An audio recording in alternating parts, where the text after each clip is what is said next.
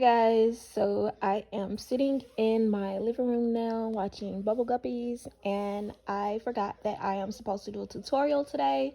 So I have already marked a few of the numbers that I am going to do. So if you have your paper, just follow along with me and let's see if you got those correct. I'm not going to do the whole sheet because I want you to get your own practice, but I am going to work through a few of them so that you kind of remember what you're supposed to do. Okay, so first I have B marked with the star. So let's look at B. And I do have my scratch paper to the side. So if you need that scratch paper, do go ahead and get that because you definitely don't want to get anything wrong. Okay, so the first number I had is 52,180. And I have to tell whether it's less than, greater than, or equal to 5,000 plus 50,000, I'm sorry, 50,000 plus 2,000 plus 10 plus 8. So because this is an expression, I definitely need my scratch paper so that I can add those numbers up together so I can see what I get. Okay, so right here, just have my scratch paper. And again, that number is 50,000. Whoa, sloppy. 50,000 plus 2,000 plus 10 plus 8. Notice I have lined my numbers up according to the place value so that I can make sure I get the answers right. There's an 8 there. 1 plus 0 plus 0 is 1. 0 plus 0 is 0. And 2 plus 0 is 2. And 5 and 0 is 5. So my answer is 52,018. So instead of having these numbers out right here, I'm going to write 52,018. And now, which sign goes here, greater than, less than, or equal to? The 52 is the same. So I'm going to go over to my hundreds place. There's a 1 here and a 0 here. The 1 is greater, so in this box, I should have the greater than sign. Okay, let's look at D. D looks a little challenging because instead of the actual number in standard form, it has word form. So, or kind of word form, it's kind of a mix of both. 5,500s. I always say hundreds. How many zeros are there usually in hundreds? So, for example, the number 100, if we would write that, it has how many zeros? 2. If we were to write 300, it has 2 zeros as well. So for 5,500s, I would do the same thing, write the number 55 and then hundreds, add 2 zeros. So what I'm really looking at is 5,500. So 5,500 and 2 tens. In order to, I have to add whatever that is to this next number. So 2 tens, if I have 2, and if I'm looking at the base 10 blocks, if I have 2 tens, I basically have a total of 20. Another way that I can look at it is 2 times 10, and I still get 20. So it would be 5,500 plus 20, and my answer would be 5,520. So 5,520 right here. That's right. 5,520. And this number is the exact same as this number. So in the blank, I have to write that the values are equal. Okay, I am going to give you a second to complete A, C, and E, and then we're going to look at number 2. Okay, so I was going to read this ahead, but I think I am going to read it with you. So number 2 says, a publishing company printed 920,500 copies of a book. The company sold 843,255 copies. How many books it did not sell? Okay, so let's start with what we know. How many did they have starting off? Well, it tells us in the first sentence that they had 920,500 copies of the book. So I know for a fact that number is important because it tells how many books they started with. Okay. The next sentence tells us that they sold 843,255 copies. So if they sold them, that means that they're taking them away. So looking at the order of operation that I must use, since I am selling or giving away books, it is a subtraction problem. So what I want to do is set up my problem here in the box where it says show your work. I'm going to write 920,500, and I am going to subtract that number from 843,255. Okay, so the easy thing that I know a lot of you guys want to do is to just say 5 minus 0, but of course you cannot do that because you can't just flip numbers like that. You actually have to go through the borrowing process. So what we are going to do is just that. We're going to borrow. So let's find, as I say, we're going to find some sugar. So this person wants to make Kool-Aid but does not have any sugar. So we're going to cross it out and go to the next house. As you can see, it's a 0 as well. They don't have any sugar to give. So we're going to cross them out and go to the next house. Okay, this person has plenty of sugar. So I'm just going to take one from them, and I'm going to leave them with 4. And that means that they're going to have 1. Okay, well, when you send that 1 over, it's really like you're sending 10 over. So I'm going to put a 10 right here. Well, now this person has sugar, but this one doesn't. So I still need to go over to this house to borrow sugar. So I'm going to X this out, and I'm going to take one of their sugars. So instead of having instead of having 10, they're going to have 9. And now this one can have 10 because when you're borrowing, you're sending 10 over to the next place.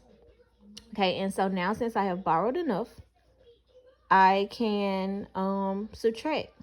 So 10 minus 5 is 5.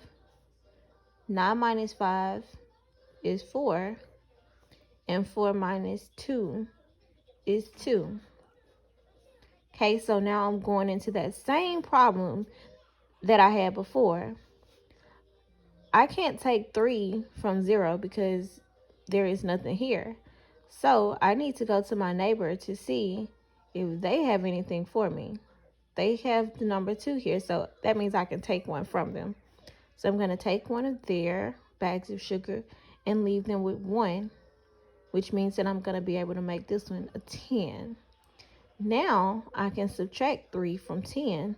So 10 minus 3 is 7.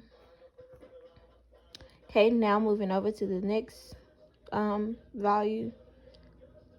4 cannot be taken away from 1. So again, I'm going on a trip looking for more. So I go over to my neighbor. They have 9. So I'm going to take it. Then they're going to have 8. I'm going to send 10 over. But if I write 10, I'm going to have to add it to this 1. So I'm just in my head, I'm just going to say 10 plus this 1, and it's going to get 11. So now I can subtract. 11 minus 4 is 7. And 8 minus 8 is 0. So this is 0. I don't have to put anything there. So that means my answer is 77,245. I'm going to check it over here or up here just to be sure. Because as I tell my students all the time, I am awful at subtraction. I just have found a way to work with it. So 77,245 plus 843,255. Lining up my values as best as I can. Add 5 plus 5 is 10. Carry my 1. 4 plus 1 is 5, plus 5 is another 10. Carry my 1. 1 plus 2 is 3, and 3 plus 2 is 5. My comma here for my jumping up the houses. And now 7 plus 3 is, 0, or 10. And carry my 1. 7 plus 1 is 8. 8 plus 4 is 12. Carry my 1, and I get 9. So that means my top number should be 920,000. I'm sorry, 500. This is the exact same number I started with. And that lets me know that my answer is correct. So, this should be your answer for this one. I am going to let you do number 3 on your own. So, we will be back with number 4 and a little bit of number 5. Okay, so this one is very, very, very challenging. It says that we need to use the clues below to guess the mystery number. So let's look at the clues. What do the clues say?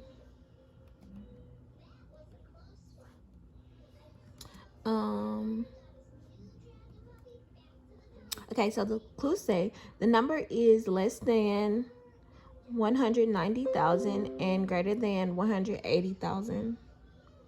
It also says that 5,000 more than the number has 187,000.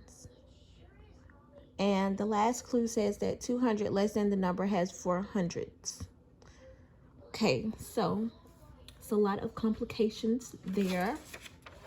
But let's work through it so we can see what this mystery number is. Okay, so it says that the number has to be in between 190,000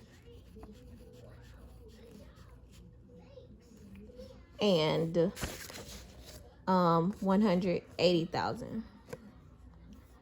So I am just going to document all of that.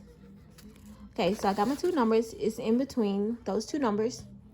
It also says that 5,000 more than the number is 187,000. Well, if the number is 5,000 more than, if 5,000 more than the number is 187,000, I need to do the complete opposite and find out what's less than to get to my number. So instead of doing more than, I'm going to take 87,000 and get less than 5,000. Okay, so 187, and remember it says thousands. So when you think about the number thousands, thousands have 3 zeros. So I'm going to add my 3 zeros, put my comma here, and of course, like I said, I'm going to subtract because I want to do the exact opposite of the more than, because more than tells me that it's already happened, so I need to go back. So going back, subtracting 5,000 like it said, put my comma here, 0 minus 0 is 0, 0 minus 0 is 0, 0 minus 0 is 0, and 7 minus 5 is 2, 8 minus 0 is 8, and 1 minus 0 is 1. So that means that now my number is at 182,000. Okay, and the last clue that it gives us is that 200 less than the number has 400s. Well, let's look at the number. It says 200 less than. So again, instead of doing less than, I want to do the opposite to find out what that number is. It says 400s, and as we say it, 4, and because it says hundreds, we know we need 2 zeros. So doing the opposite means to add, and I'm going to add 200, and 400 plus 200 is going to be 600. So I have 600s and I have 182,000s because it tells me that it was 5,000 more than the number was 187,000. So if I put these two numbers together, put them together means to add. So 182,000 plus 600, whoops, 0 plus 600, and that is a plus sign, guys. 006, this is a 2, 8, and 1. 182,600. And the number said, or the clue said that the number had to be less than 190,000 and more than 180,000. And 182,600 is definitely in between these two numbers. So I think that is our answer. So we can record our answer here. Okay, now topping it off, ending it out, closing things up. Let's look at the last thing that we have to do on number 5. Number 5 is full of rounding. This is NBT 3. So if you have your notebooks, go back and check it out. Okay, so looking at the first number, it says 95,498, and we need to round it to the nearest hundreds.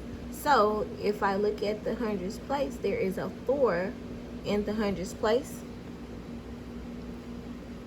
I underlined that number. The 9 tell it whether it can go up or stay the same. It's a 9, so that means it can go up.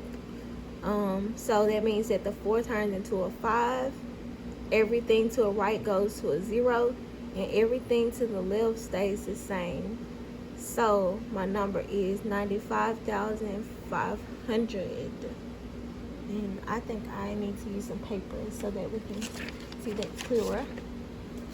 Okay, and so on the other side, it has 95,607. So I'm write that number again. 95,607. And again, we're rounding to the nearest hundred. My number is a 6 in the hundreds place. So the 0 tell it to go up or stay the same.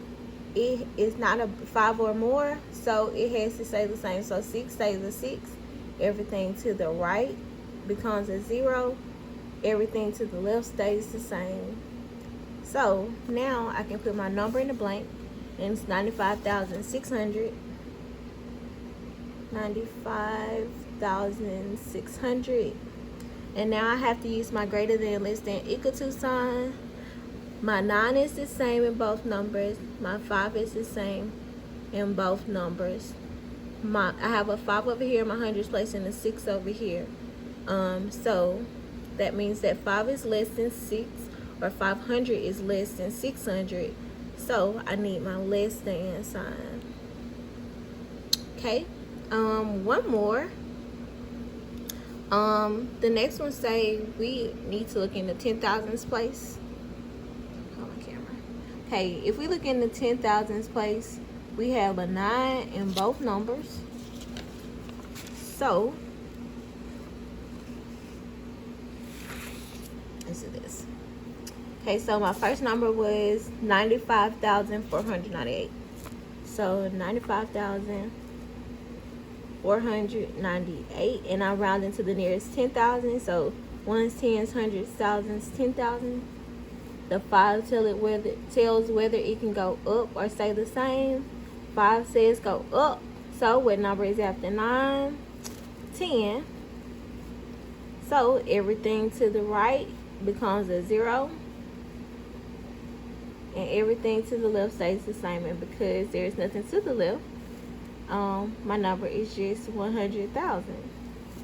Okay, my next number was 95,607.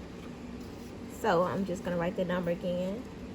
95,607. Rounding to the nearest 10,000 place again. My 5 tells whether it can go up or stay the same. 5 says go up, so what comes after 9? Again, 10. And everything to the right of that turned into zeros. So that means I need 4 zeros, comma. Okay, and so these are my two numbers that I am comparing. And as you can see, They are the exact same number, which makes these two numbers equal. Okay, guys, I am going to let you do the rest of number 5 and number 6 by yourself.